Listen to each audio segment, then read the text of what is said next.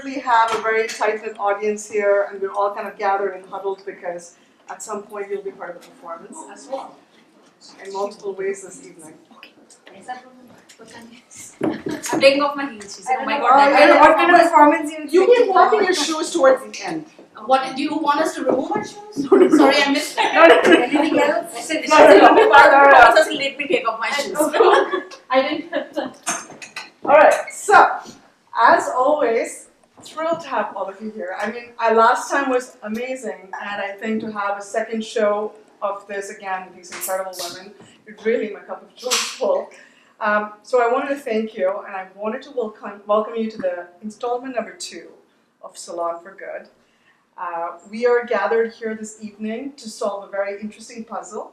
How many ways can we walk in our shoes? So that is the theme of the evening today.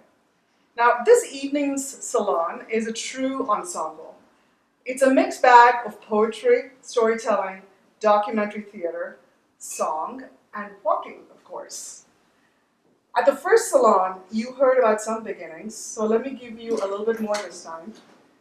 The salon is similar to the first salon in that it is for good. At its heart, Salon for Good creates community and spaces to bring artists and the patron closer. In this case, a space created by women, we get to walk with an artist or artists, hear about their journey, and witness some of their process. The arts bring a special language, one that may not always be accessible. We desire for the salons to be interventions without intervention. We would like the language exchange to happen directly between maker, creator, artist, and audience. The salon formats are uniquely co-created spaces for a story and an experience to arise and come to light. Each one of us this evening is both a participant and a contributor. You have invested your time and energy to be here. This is an act of self-education, but this is also an act of investment in voice and in the community. So brava. It takes all kinds of patrons to create community, and it takes all kinds of community to support and nurture voice. The larger umbrella under which the salons are housed, the mother site in many ways, will be rooted in India. The project now has a name. It's called Bhumi, literally earth. Bhumi is interdisciplinary. It combines ecology and the arts to create a sacred space for engagement and participation. It seeks to bridge the gap between artist and patron, host and guest. Bhumi will sit on 108 acres of virgin land that is being developed in Khajuraho in central India. The site will be developed to host both artists and visitors for short-term and long-term stays. The residences will sit magically ringed amongst vast acres of rich food forest, which is self-regulating, sustainable agriculture at its best. Even as the physical project gets off the ground, and we're targeting for a completion date of December 2020, we hope, in the meanwhile, to thread globally a community of arts lovers through satellite projects and programs such as the salons. By the end of July, 4 prototypes would have been completed in New Jersey and 10 around the country, and we hope to take this to Europe next year. We are excited for the unfoldment of this project. We just ask that you simply come as you are, in whatever form and format you so choose. So with that, I want to give a big round of applause to everyone here. And I am Nirupa, because I forgot to introduce myself up front.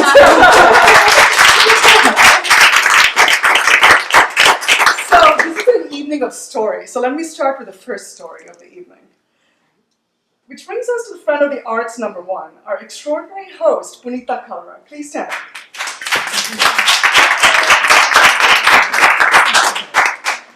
I met Punita when she moved to the US in 2002.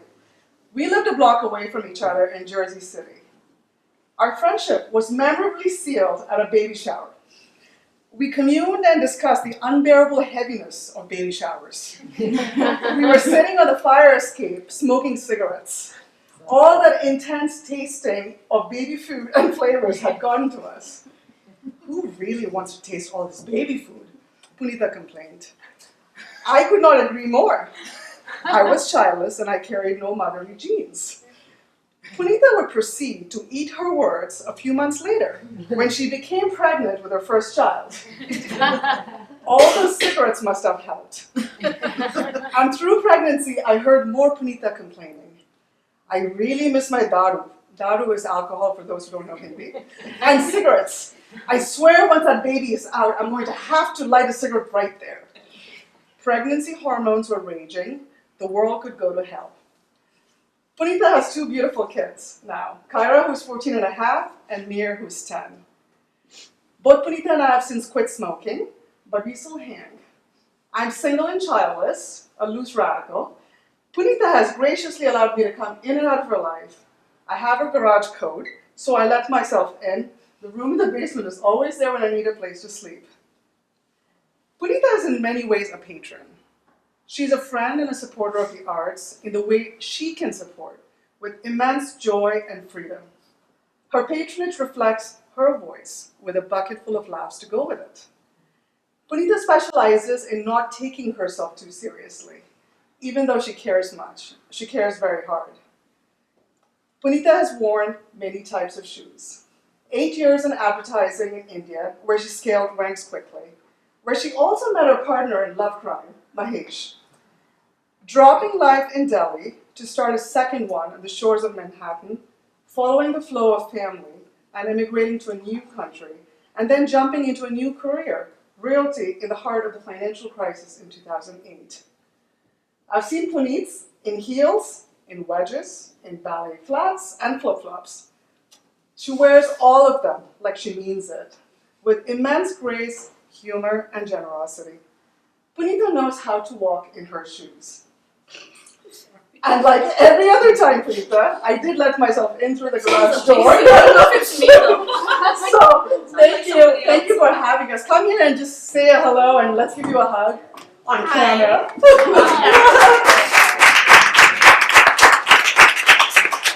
Thank you for being here. And that did not sound like me, so thank you. That was Come amazing. on, take it, a compliment. We're like, yeah. Thank you. You are that. That's going to cost you $500 after. We're going to start now with a little poetry-based meditation. All right, led by Sophie Jasson-Holtz. I met Sophie on Facebook. A little about Sophie. Come on in, Carol. When I asked her to give me a bio, Sophie gave me a non-bio bio, which you'll hear about later. So in keeping with spirit, I'm reading an excerpt of what Sophie wrote for me in February of last year. It's about her very non-linear life. Since we are on the theme of walking, Sophie is also a champion walker. So here's Sophie. A professional life is never a straight line. It curves. I wanted to be alert at the wheel this time to make the turn. At 55, I consciously decided to pivot into something I'd mostly never done before. I'm a born hustler, and I never say no to an opportunity. I wanted to shape my life for this go-around. I've led teams, I've run my own business, the first time at 12 as a paperboy, the second time as a cab driver, and the third as a managing director of an agency. This time, I wanted to own the idea, to create the baby, to be the thought leader, and not just the executional master. I launched a consulting studio with my business partner, Amy Lee Evans. We decided we wanted to be service designers. We immersed ourselves in all things design, reading voraciously, taking courses, doing projects pro bono, having 1,000 coffee dates with strangers that are now connections, colleagues, collaborators, and finally landed 2 paying clients. Now 1 year later, it's actually 1.5 now, I'm here to tell you, go for it, dream. And there's Sophie for you.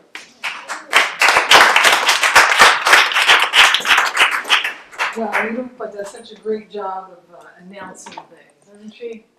Anyway. Well, for meeting you on Facebook, I think you've not done so bad. I need my glasses. So, I'm just gonna read 3 very quick haikus by Basho. Are you guys, anyone familiar with Basho? Yes. Cool, great. So, I studied poetry a long time ago, and I've just been Nirupa is helping me to rediscover, so I just thought it would be nice to read these 3 poems. Okay. Basho, by the way, is a Japanese poet, from the 1600s, and considered to be the master haiku poet. And he spent his life walking around Japan writing haiku poems. So that sounds like a cool life, doesn't it? Yeah. I want to go do that. So we'll pretend that we're Basho for about 2 minutes here, okay? An old silent pond. A frog jumps into the pond. Splash. Silence again. Autumn moonlight. A worm digs silently into the chestnut.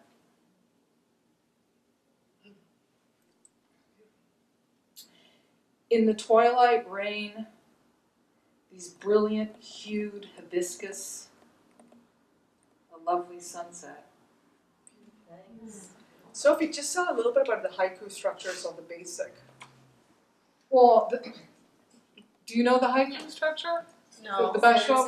Okay, so it's a 5-7-5 beat. And it's called mora in Japanese. There's not a real good translation. It's just the 5-7-5 meaning the actual translation of it. I've tried to write a few of them. Have you guys? You guys tried to write? Yeah, I mean, it's a beautiful form. I love. Kids do it. Yeah, the kids do it. I've read a few kids. The kids do it. Yeah, I actually have a friend who has a kid who's doing it. So Yes. it's a great thing. I mean, children are natural poets, so we lose that gift, don't we? Anyway. This is not the last you're going to hear from Sophie. She's Okay, thank you. leading That's the interactive workshop. Thank you, Sophie. fun. You're welcome. You always never fail to surprise me. All right, now for the next bit on documentary theater. We are thrilled to have in our midst today Ashley Edelman, Catherine Zakelli, and Caroline Peters at Infinite Variety Productions. IVP is a 501c3 theater company dedicated to spotlighting women who have gone unnoticed throughout history. IVP believes all women are made of infinite varieties and deserve to be celebrated and revered.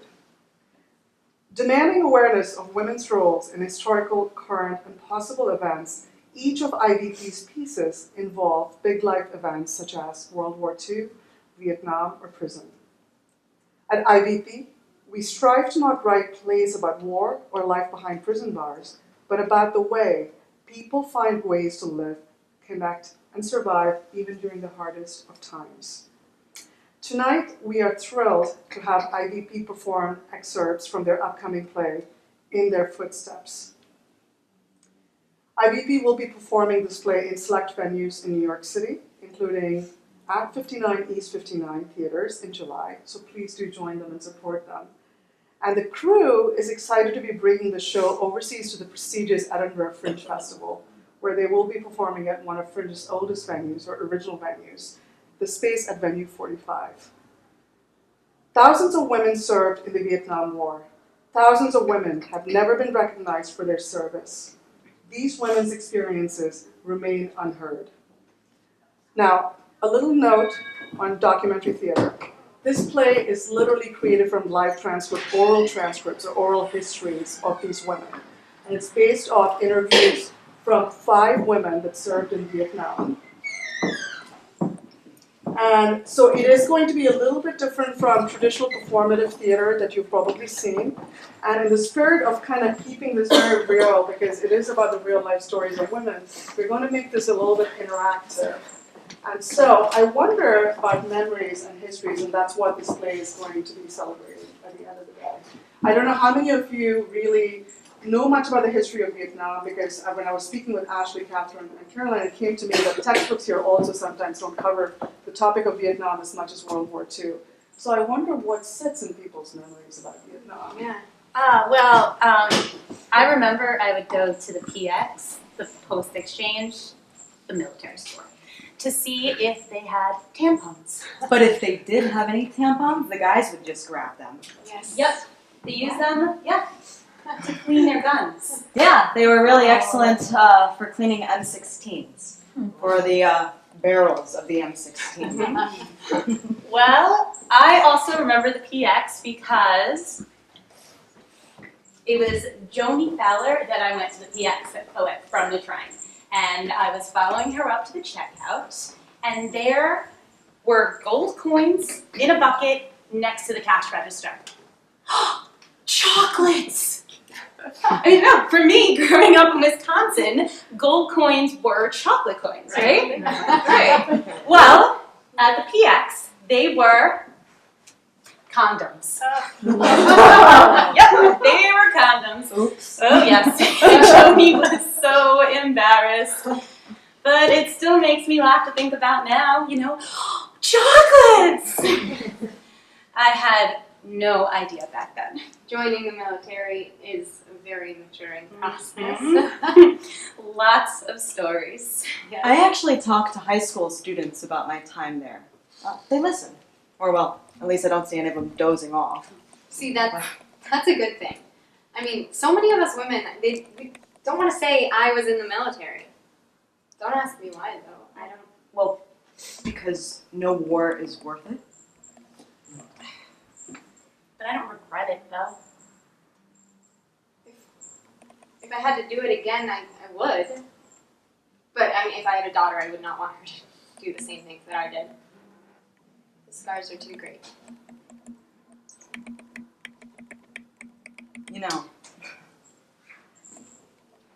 People are always fascinated that there were librarians in Vietnam, that there were libraries in Vietnam. But being a librarian in Vietnam was no different from when I was in a community college in New Jersey. Just a place where the guys could go and be cool. Literally, cool, because it was the only place with air conditioning. Oh, I remember the library in Cam especially. Take me home. It was a transportation hub.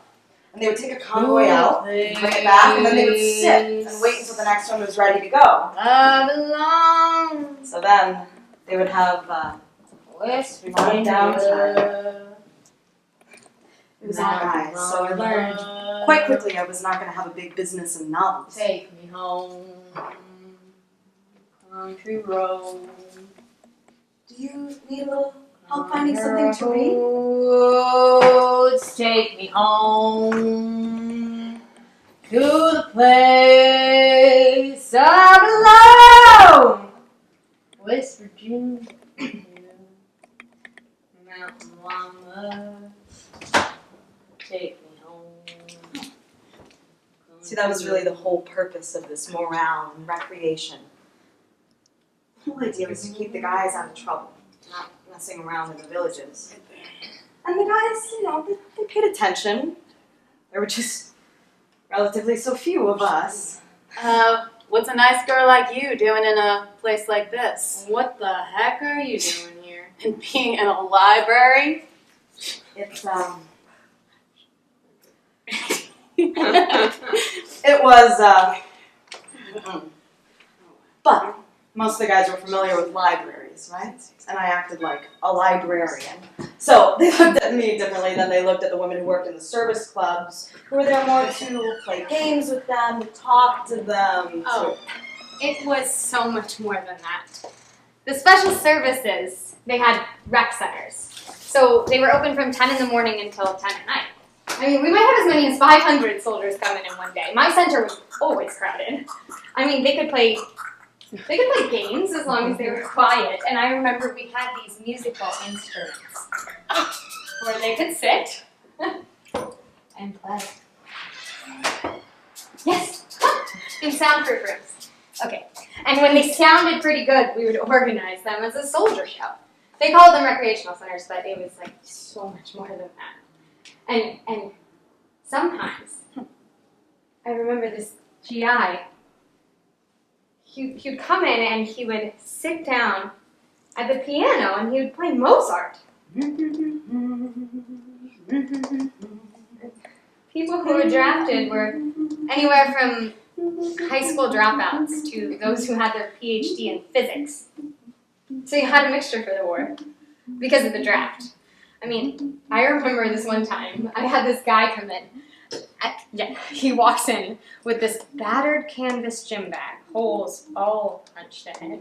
And he comes up to me and he says, I'd like to donate my services. I'm a magician. and he opened his bag.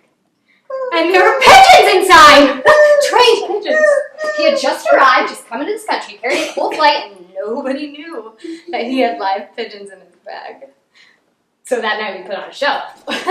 And I was an assistant. He had this little velvet box. It was about the size of a laptop. And then he would put the pigeons inside of it, and it would collapse, and it had enough room so it didn't actually hurt the birds. And then he made them disappear!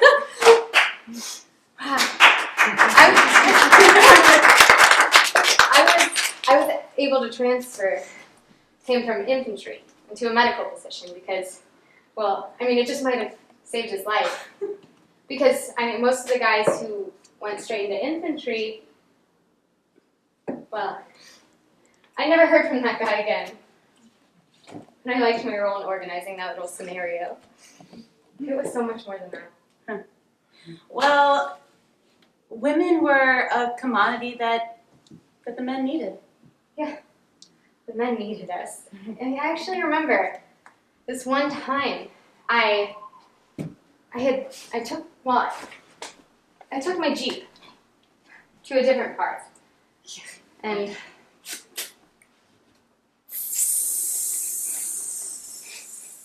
you split all of my tires.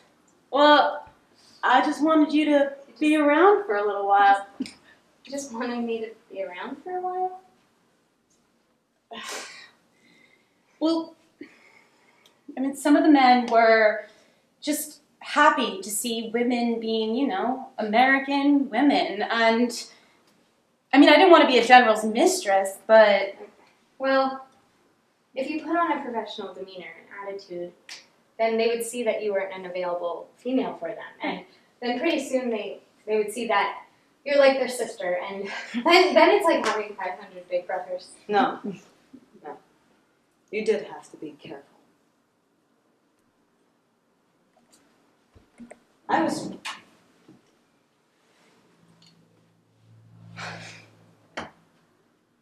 driving one day, and there was this MP walking, so I stopped to pick him up. Only because he was an MP, U.S. Army. Hey, do you want to ride? Thank you. Yeah, you're welcome.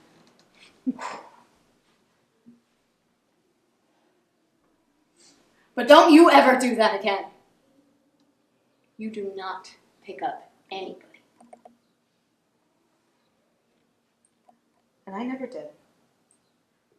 After that, the only people I picked up were other women.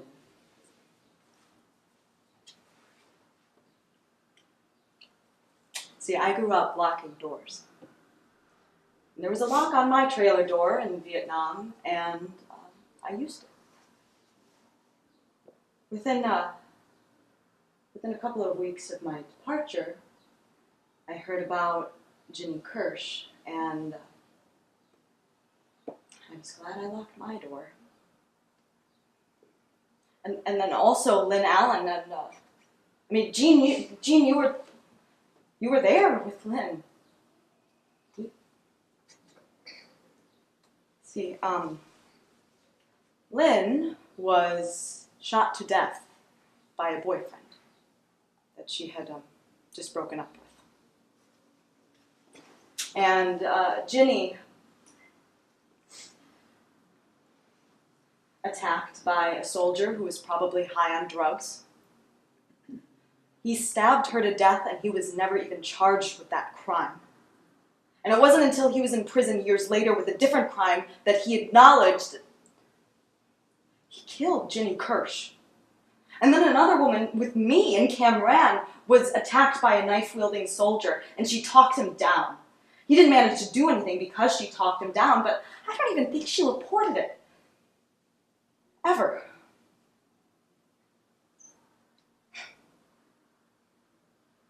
Hostile work environment, right? Even if you did report it, I was living in a small little house, and I had a single room. There was a bed and windows. I mean, that was basically it. A bed and a dresser. And it wasn't a safe area, so we had armed guards. In fact, one night, I heard an armed guard come in. And I heard a click of his gun. Safety's off. I knew enough about guns. And I thought, if I say anything, he's going to turn around and shoot me. So I just watched as he took everything from my dresser. And it was just, do not breathe, do not say anything, do not even pretend that you're there.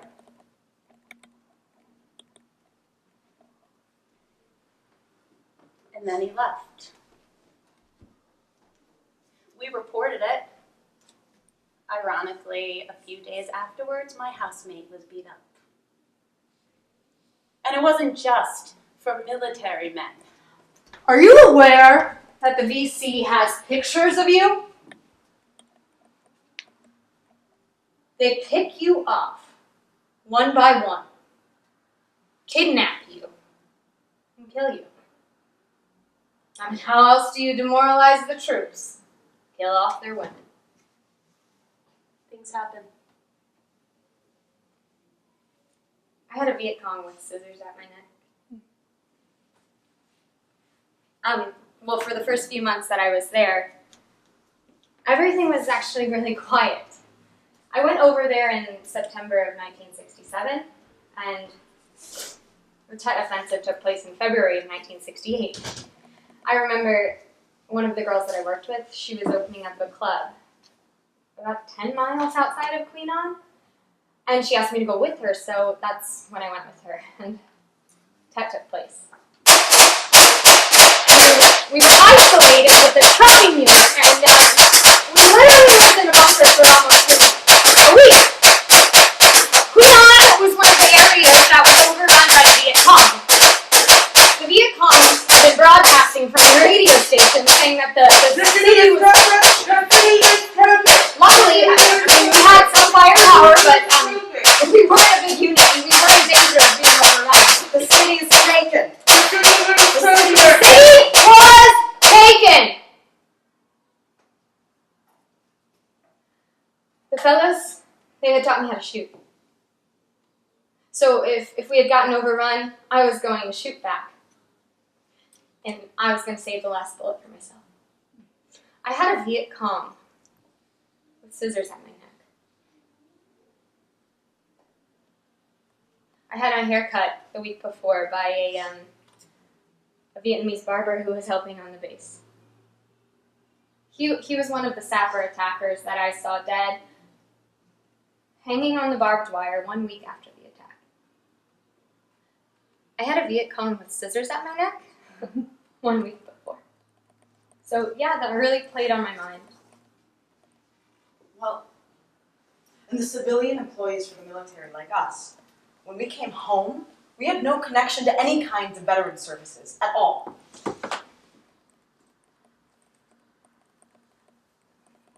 And then I found out about the Vietnam Women's Memorial Project, and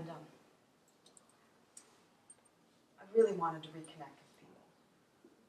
So they had this sister search program, and I wrote a letter. Just looking for anyone who worked with special services. That's when I found out that Judy, she lived 5 minutes away from me. So we went to the wall together, just to lay down a special services wreath. Yeah. You know, it wasn't really until the day that they dedicated the Vietnam Wall that I decided to start talking about Vietnam. Yeah. It wasn't until I went to the wall that I actually started to connect with people.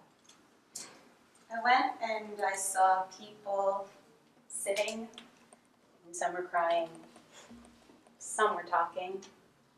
Some were quiet themselves. Of the national salute. Women were shot. Women were killed. And just because we wanted to volunteer. We were treated so badly, both during the war and after. We won't be able to convince everyone, but we have to take care of ourselves. And we did it. And we weren't afraid. Any questions?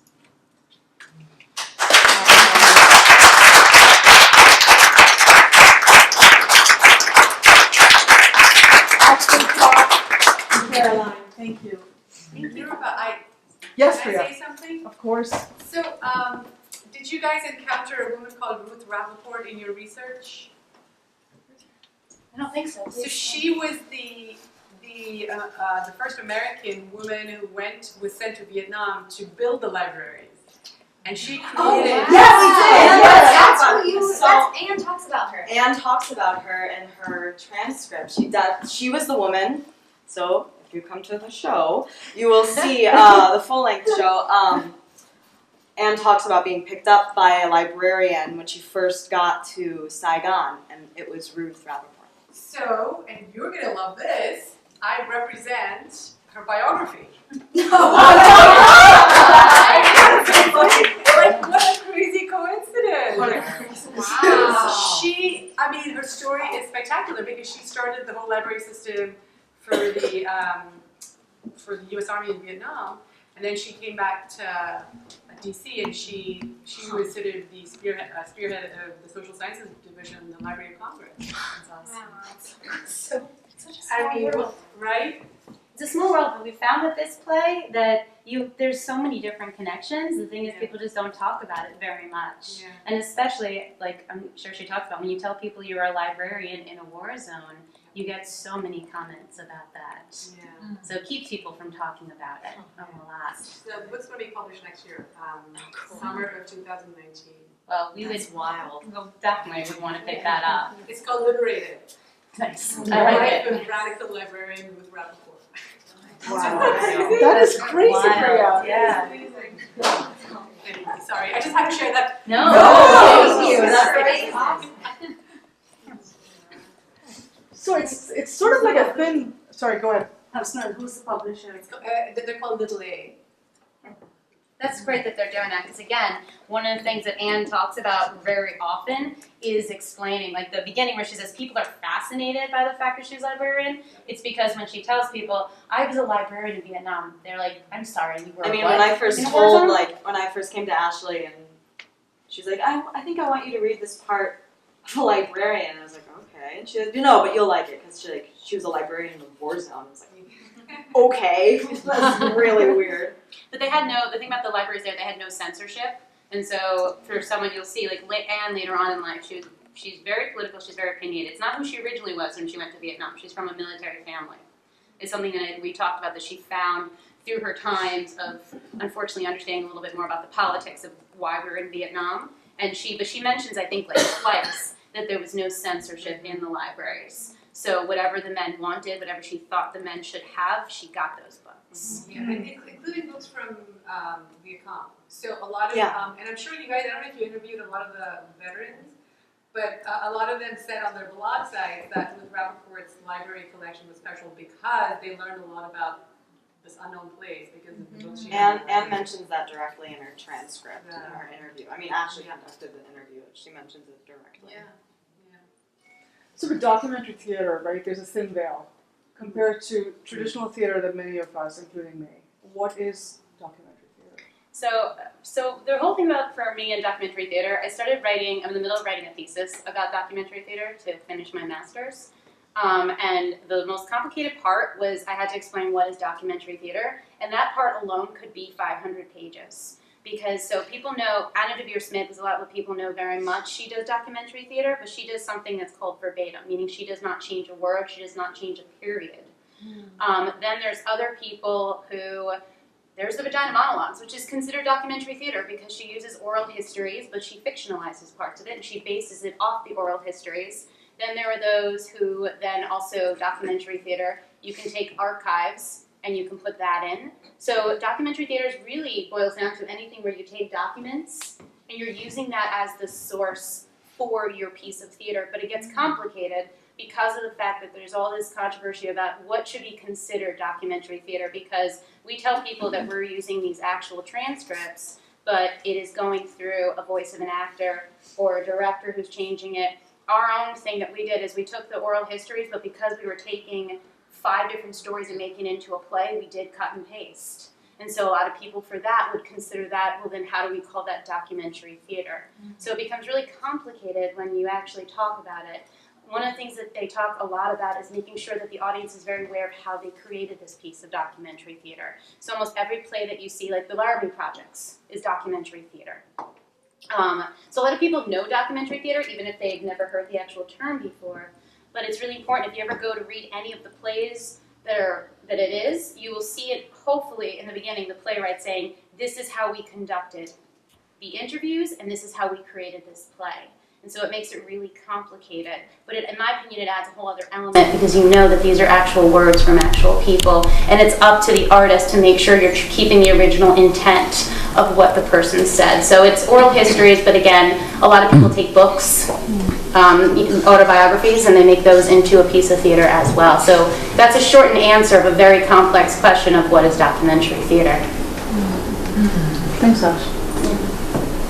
So, Catherine is a yoga instructor, and I actually take her classes. And I have a question for her on violence and war, where humans can be collateral. How do you reconcile with being a yoga practitioner and practicing ahimsa in every aspect of your life, and non-violence ahimsa, and doing a play where there's clearly a lot of human collateral? So one thing when I came on board to this, because this has been a piece that has been in the works for a year, and I came on board in December. And I reached out to Ashley and I was like, hey, I'm getting back into the theater world. I want to help out however I can. And she was like, I want you to read this part. And so I jumped in, and the first thing she told me about the play was it's the human side of war. And there's a line that Judy's character has in the script, in the full version, that is, you got to separate the war from the warrior. And that was very interesting to me. And in terms of the yoga practices, I mean, the Bhagavad Gita takes place in the middle of a war. Yeah. And at the end of the day, Krishna says to Arjuna, you have to do your dharma. You have to do what's right in order to set the course of fate in the right direction, right? So that may mean fighting your family. That may mean slaying your family. But in that process, you can become realized. You can become a yogi. You can become a realized being who practices non-harming, non-violence, non-violation of the natural order. But sometimes you have to do what's not popular, what's not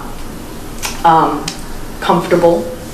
And that always resonated with me when Ashley said, and when I read the transcript for Judy, of you got to separate the war from the warrior. How can we see these people as people in a war that was grotesque? It ruined people. It ruined people. I've talked for a really long time about war, and one thing Judy also says is that she wishes there wasn't any war, and I can't imagine many people, there's no one really that wishes there shouldn't be wars, but wars are messy. And this is what I always say, and I still hold by it. I've written a lot of things on papers in schools, is that I always tell people about the story of Superman.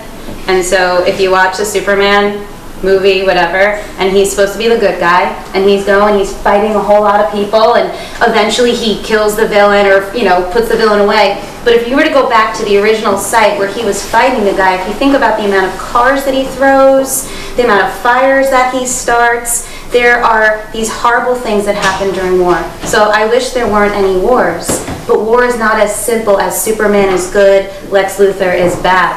Wars are messy. And that's something that we're hoping to also show in this play, is that war is messy. And it also was messy for those who were involved. And a lot of the women went in saying, I agree, I'm here for my country. And then they realized, like, what am I doing here? And it gets messy. Yeah, and like there's the Vietnam War, you hear about that.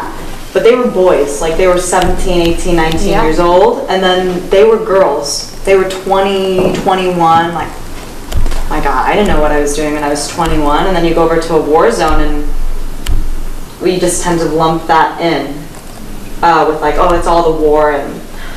But at the same time, you know, you hear the sexual harassment stories, and it's like, that was a big deal too. So there's variations always. There's individuals, you know, good, bad, and everything in between.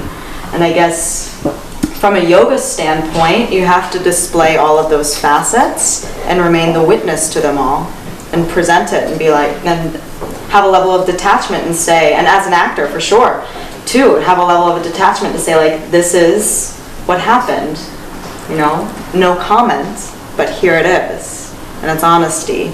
And I think it's important because you get a well-rounded approach instead of, you know, I'm a product of the American public school system, the most biased thing on earth when it comes to presenting war. So,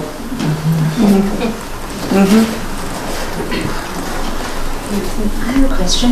yeah. So, I'm just curious, because you picked up the Vietnam War, and what was the role that women really played in the war? Because in the current wars, they actually go out into battle and they're drafted. But what was the role that women played in a war in the 60s? So there were, I mean, the amazing thing is that, I mean, so there was unfortunately no official list of the women who went to Vietnam. There's a few theories on that. One, they didn't think anyone would care, so they didn't ask them to write down their names with the W next to it. Yeah, well, 60s, 70s, and unfortunately there's still that thinking nowadays. There was also the thought that the records got burned. No one really knows, but there's no official list. So there's anywhere from 11,000 to 100,000 women who were actually there. So some were there as military. There's two women that we talk about. Lily Adams, she was an Army nurse. There were a lot of nurses. 85% of them were nurses, and they kept on needing more and more nurses there. And if you ever want to look online, you can actually Google the advertisements to get women to go to Vietnam as an Army nurse because they needed them. So they would pay for their last year of nursing school. They gave them, there was the offer that they would be able to have an adventure, but at the same time, they might be able to find a husband there because this was the 60s and 70s. So if you look at the advertisement, the women, their hair is very nice put together. They are wearing makeup and they're wearing something really nice. In fact, they tried to put them in a white dress when they first got there. The women were like, "What are you kidding me?" And then they were in the green fatigues. So that was the majority of the women there. But then there were also, so these three women were civilian employees. So they were hired by the military. So they actually are not considered veterans. They don't have any benefits when they get back.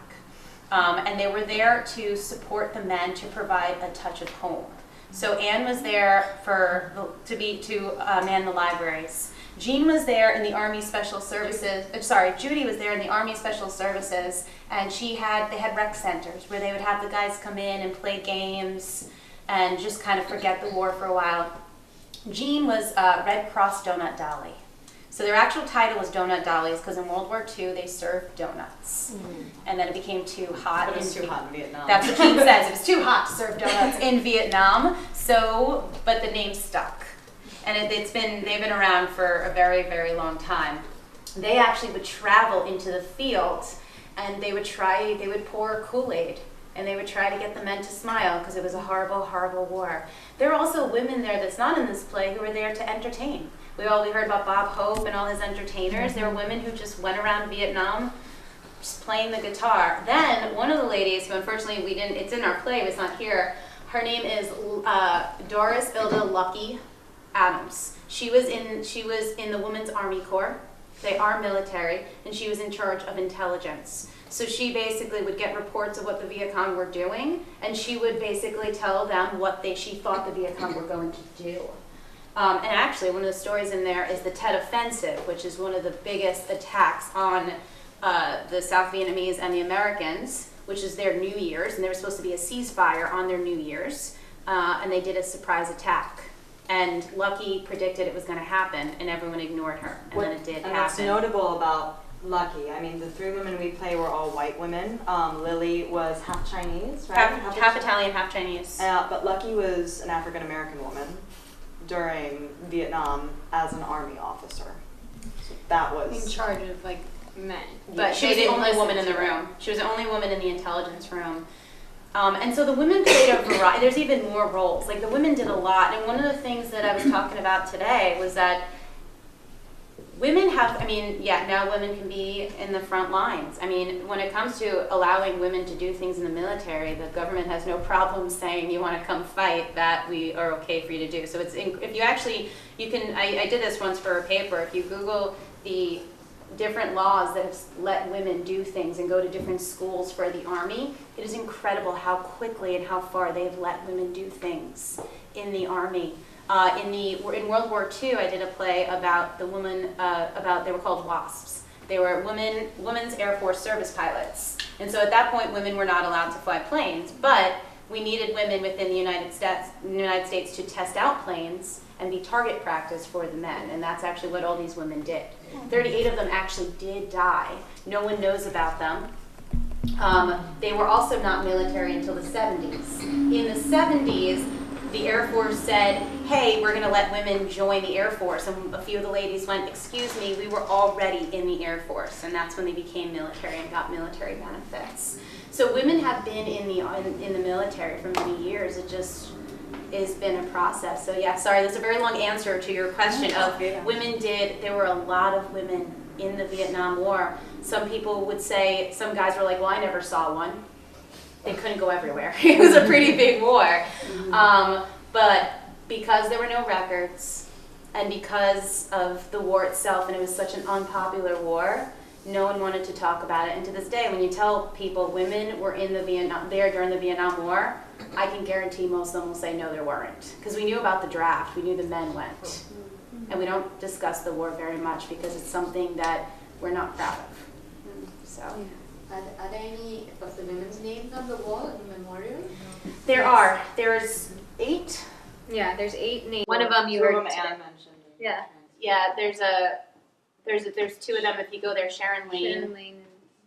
Oh my God, I can't remember the one off the top of my head, but they're actually quite. Yeah, there's 2 women. One was a nurse killed in the field, and then one was a woman who was just being transported, and the plane was shot down. But that's the thing, there were no people, I think I wasn't very familiar with the Vietnam War before we started this play, and there were no front lines like World War II. There was no like, you stay here, we stay here. It was a jungle. Like you were constantly, so like to say, I think the part that touches me the most is like these women were sitting right there next to the men. They knew how to shoot, they could protect themselves, but like they have no benefits. Judy suffers from severe PTSD, severe. She actually came back and She was there for 3 years. Yeah, she stayed the longest, and she came back and she didn't know how to come back into this world where nobody would talk about it, nobody wanted to hear about it. It's the only war that we lost. We lost the most men. And there was no women there's no civilian employees on the wall, is a big part of it as well. And they don't get any benefits, which means, and we talk about, I don't know if you've heard of Agent Orange. Yeah, they weren't allowed to get tested because they didn't have any benefits from the military. So they were basically just forgotten. And we talk about that in the play too. They all suffered pretty severe PTSD. And Anne actually mentions that she chose not to have kids because she was scared of what they would be born with.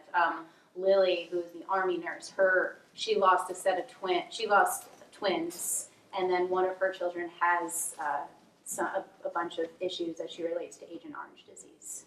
And then nobody else was able to have kids, right? Yeah, a lot of them chose not to have kids because they were nervous, because they started to see their friends start to have issues with their bodies and cancer and all of that. And Agent Orange is this weird thing that when you also hear the women, they were like these canisters that they would shower next to. Oh my God. And but we think about it now, it's scary too, because there just wasn't America didn't think through anything. And they had this stuff that got rid of weeds, because you would have the Viet Cong who were hiding in the weeds. So how do you find the Viet Cong? Well, you kill all the weeds. So they would have these duster planes that would come around and they would spray Agent Orange, and it was incredible. It would get rid of all the weeds. When you would look there, there'd be absolutely nothing there. So why would we think that that would actually harm us? And so It's not like we're connected to the natural world at all. right. And so, but the thing is, they were told there's a naivete for a lot of these women, but there was also a sense of trust because it's hard. We talked a lot about the history of this, and again, it's coming off of World War II, where for that war, the soldiers came home and people really they got parades for coming home and stopping what was happening in Europe. Then you had the 50s where people were really scared of communism. And then you told people we're going there to stop communism. So for the beginning of the war, people were for it because of our own history. People thought, well, we waited to World War II, we knew this was happening, and we didn't do anything about it. And then communism is a scary thing, so we'll go there. And then even the idea of, so they're telling us that this is a way. We need to, of course, we should trust them. They're spraying this stuff on us. And then it wasn't until many, many years later, all of a sudden they started doing testing. But even testing, they kept saying, oh no, we don't know what Agent Orange disease is. And it took a very, very long time and a lot of studies. Jean herself did a study, and she found a majority of women had problems, but they said it was not a good study. The reason it was not a good study is she's not a veteran. Yeah, and it's still to this day, I can't believe it's 2018 and nobody's going to be like, we're going to acknowledge them as veterans. I mean, they don't have any health benefits. Judy has none. Yeah, but I will say that is the thing. They've been very, very supportive of the play. We're part of, we try as much as we can to give a little bit of, we're raising money so we can get to Scotland and have a place to stay in Scotland. And, but we When have, is that again? When is Fringe? that's August. So we're the last week in August. We open on the 20th and we close on the 25th. And people, I hear Edinburgh is beautiful. We need audience members. But we've always made sure, we always try to give a part of the donation to the Women Overseas Service League. And what's great about that organization for women is it includes the civilian employees. And so we've been in touch with them a whole lot. And the women, Judy comes to every performance we do. Anne's coming to Edinburgh. She's coming to Edinburgh, just hanging out with us so she can come to the shows.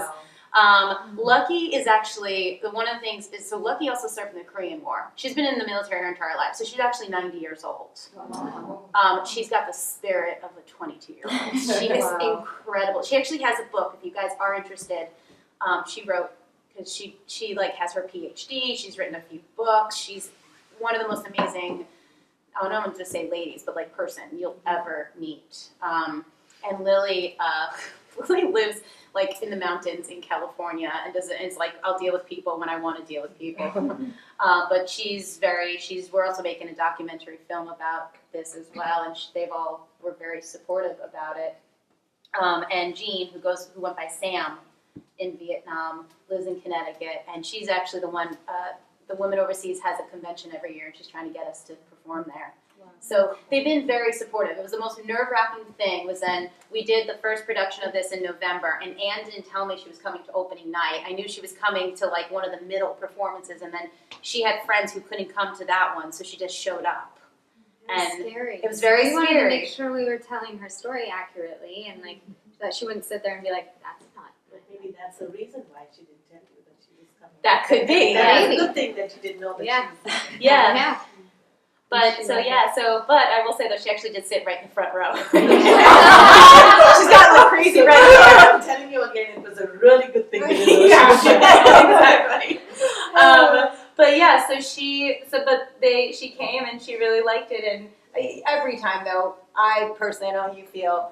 So if you guys know, I actually don't act in this piece. Right, and also you were the first audience to hear the new script. This is the newest version of the This is the script, newest though. version of the script, and you were the first ones to hear this. Yeah.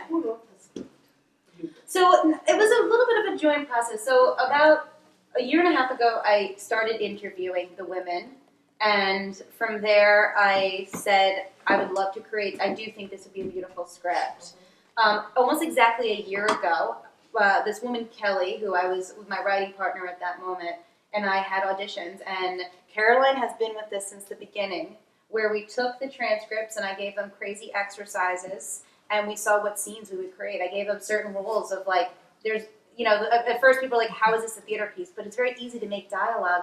The whole thing is when I was interviewing them, I would ask them, so what did they say to you during that time? Do you remember? What did the place look like? Like trying to get more descriptions and actual words. and we read all the transcripts and we looked for themes, and we created our first version of it, which was an hour and a half, which we learned was way too long for a play about war that's very intense. It was very, very long. It was so hard to take out stories. It was really hard because there was so many great parts to it. And then I was lucky enough to have, so Caroline, I met when we started in July, and she really understood documentary theater really, really well. So then in the next version, she helped me in cutting down and just really getting it to be a tighter script. So it's not 5 different stories, but there's an actual reason we're telling these stories. And then from there, Kate joined us and worked with a lot of the editing and consulting on parts. And I'm very... We performed it last in March. We performed it And for we needed International to get Women's it- Day. Yeah, we needed to get it down to 52 minutes for Edinburgh. And I will say it's crazy because the first version we ever did, we've had like 7, I think, but the first one was definitely the longest, and we tried to include everything, and neither of us wanted to cut anything. That was the But hard we part. had to. And then we had several versions after that, and this is the first time that I've been like, this is the script. It works, and I think a big part of it is there's a reason people workshop stuff for even much longer than this, is because we were trying to figure out what we were trying to say. So the whole point at first, we were like, these women are awesome, you guys should listen to their stories. Oh. Yes, but it is a theater piece, and there's a reason the women are telling their stories, and that took us a year of continuing to workshop it and uncover what moments really, should be in it, and then tell people, please go read their books, because they have so many more stories to read. And So- Ashley is the director now. and I'm the director of it. So actually, this is actually the first time I've acted in 2 years, just to give you guys a heads up on that. Ashley, what did you do? So I've been doing theater since I was young. And I always tell people, I think the reason I like stuff like this, like even just to give you guys a heads up about the actual play, it's 5 blocks and that's it. And we take 5 blocks and we recreate bunkers. We make helicopters. We make jeeps. We recreate everything and all the sound effects. So we give you a little bit of it of the clipboards. Clipboards are when Ted happens. We have all the sound effects get made by either props or the actual actors. And I say it's because when I was a kid and I didn't have many toys, I would just have adventures from an early age. And I think our imaginations are huge and we forget it as we get older and we think we have technology, which is fantastic, but we don't need it. So I've done theater since then, and I've taken acting classes and theater camps my entire life. And then I did get my BFA from NYU. I got my MFA from the Actors Studio at Pace, and now I'm finishing up my master's in women's history. So it's been, I really love learning, which is obvious from, I love all of this. But I would say almost all my actual training that has helped me in this has just come from creating new pieces in a rehearsal room. I mean, I loved NYU, I loved the Actors Studio, I loved the techniques that they taught, but nothing compares to when you have a bunch of actors who are there and say, hey, let's just create something. And even today, we came here and we were like, so how should we recreate this? We don't have the blocks. So we were like, well, that kind of looks like a wheel. And, and so that's all I think my training is just my imagination. I would say that's the biggest thing that has made this come alive. And your theater company is called Infinite Variety Productions. How old is that? It's 6.5 years old. Okay, so I'm just curious, what are the other themes you've done? You always choose women-centric themes? Mhm. What are the other? I was talking earlier, we did a play about the first female astronomers. They worked at Harvard, and they would sit there and they would look and classify all the different stars. Came up actually with some of the theories we still use now. So the unfortunate thing is there were 2 names for them. They would compute data. So obviously that was actually the first time we heard the word computers. They were also hired by this guy called Edward Pickering. So they were called Pickering's harem as well. So you would see these 2 things and there was a lot of theories that unfortunately the women did not get credit for. But if you go to Harvard, they still have the observatory that they worked in. It's been remodeled, obviously. But we told their stories. And the thing that was fun about that is we actually joined with a bunch of present-day female scientists. And we got to see, unfortunately, how much had not changed and what had changed. And it's funny, one of the themes that we have in here, which is about the bathrooms and tampons, that actually hasn't changed. So there's, in a lot of places or schools where there's a science department, there's not a lot of female instructors. None of them have bathrooms on their floor for women. All of them have to either go to another building or they had to go to another Hidden figures. Hidden figures, yeah, exactly. So that's something that's unfortunate, and you just don't. No one think. They don't think about, unfortunately. We also I actually finished a play. I worked with in Wyoming. There's a theater festival there that I produced for. We just finished a play called The Resolutes, and actually at Vassar College when they first opened. They wanted to make sure that the women not only exercise their mind, but their bodies. So they would tell them that they should take some kind of physical sport. And I swear to you, I found diaries where they were like, so you should do sewing or gardening. Because they actually did think that if a woman ran, it would make her uterus fall out. There's actual documentation. Yeah. Really? Oh, yeah. So This was, though, a fictional story. We took the elements of that and, oh my gosh, what was her name? There was actually one of the first astronomers who worked there. I can't think of it off the top of my head, but she worked there. We included her, and we also included the fact this was right after the Civil War. There was a woman or a girl who was at Vassar College, and she was she was a woman of color, and she was very light-skinned, so no one knew that she was right after the Civil War, except her roommate was very jealous of her and actually had her dad find out her background. She was supposed to be the valedictorian, I think the 5th year of Vassar College, and they said, when they found out, we'll let you graduate, but you're graduating we're not going to let you be the valedictorian and no one should ever hear about you. Oh, which year was this? This I think was about 5 years after Vassar College opened. Late 1800s? Yeah, late 1800s.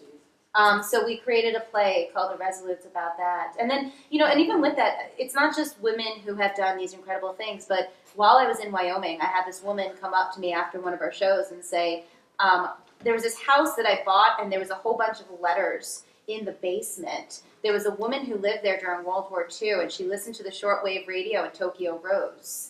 And she would hear the prisoners of war. And Tokyo Rose was the propaganda which would try to get the men in the fields. They would talk about all the prisoners of war, and they would try to scare people. So they obviously wouldn't do their job well on the Japanese side. And do you think this, and she wrote to the families to let them know that their sons were still alive, although they were prisoners of war. Do you think this is a story? Now, she lived in this town. People knew her. No one knew that she did this. And so we went there. I had a playwright just go and try to see who we can uncover. We met actually a doctor who was her doctor. No idea she did it, and we created a play based on her and the letters. So those are a few things. We've had a bunch of other plays. We like to keep busy, but we started with already published plays that people have not heard about. One was the Magdalen Laundries, which was something that happened in Ireland. And then we started writing our own with playwrights that I knew, and now we're almost specifically, we do oral history theater. And we're starting interviews on a new piece. There's a family that lived in Austria during World War II. They were a Jewish family, lived in Austria, and during the night of Kristallnacht, they were told that if you can leave in 24 hours, we'll allow you to get a visa and leave. And they went to the Philippines. And they were there in the Philippines, and then they were there when the Japanese came in. And then they eventually came to America. So we have interviews with the entire family, and we're going to see what we can create with that. Sorry. I was going to just say, because we're going to have Sophie come up now, you're performing in New York when? Our performances are July 13th, there's an 8:30 performance, and July 14th we have a 2:30 and a 4:30 performance.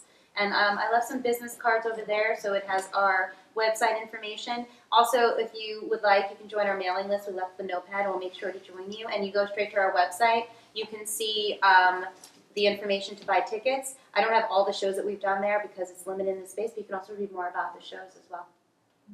And please get in touch with Ashley. They want to bring the show to more high schools because apparently Vietnam is not talked about in textbooks, and more veterans. So any organizations that are affiliated with veterans and or educational institutions, you know who to get in touch with. We've done a few shows for veterans. I wrote another piece that was actually about the Vietnam Wall. So we've gotten to know a lot, and I think that that is one of the most amazing experiences, is telling the story for the veterans and then finally having a chance to hear their own stories being told. I was just telling them, Glenridge has a Glenridge has a very nice theatre in the high school, and it's called Gaslamp Players. I would be very happy to introduce Yeah, absolutely. I think that's so maybe you guys can. Right, Panita? Gaslamp Players. My younger son used to be in the theatre, so I'll introduce you. So Sophie is going to be doing some damage to Preetha's index. No, we are in storytelling, which is where you all get to get your pens out. They're back there. Catherine is going to distribute some pens, and we will be giving you some writing surfaces. So all of you come to the center. Do you need help with anything else? Just want to get notebooks and just sort of like. Yeah, we have more of a clipboard over here. All right.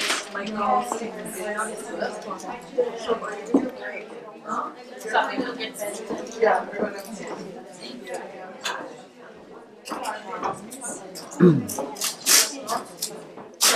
Just raise it around if you need it. Or a writing surface. Guys, just pass out the Just take some books. yeah, the books. Just more books on it.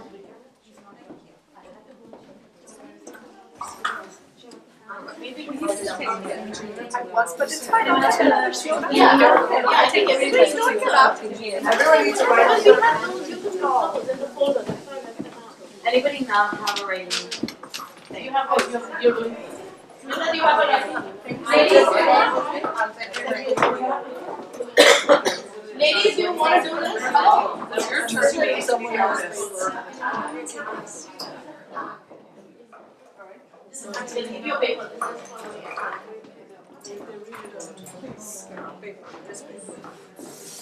No, you just get all the paper. What about just a couple of books? What about just a few? So you would write a book. Did you pick up my glossy paper? Oh shit! What have you done? I left it all there. I'm sorry. This is hard to write.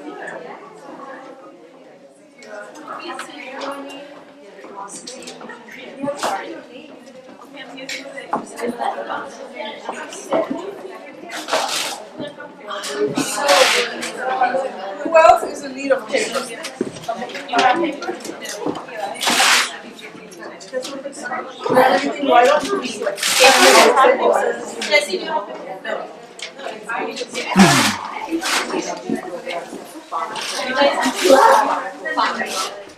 Does everybody have a pen?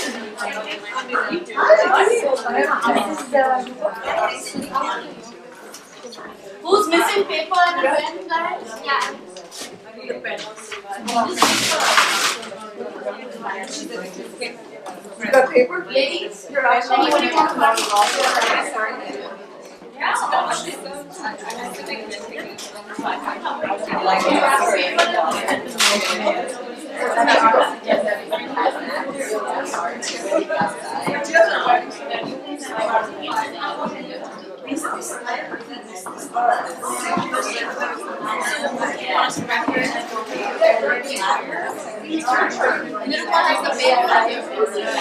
How long you talking? Just a second. I love it.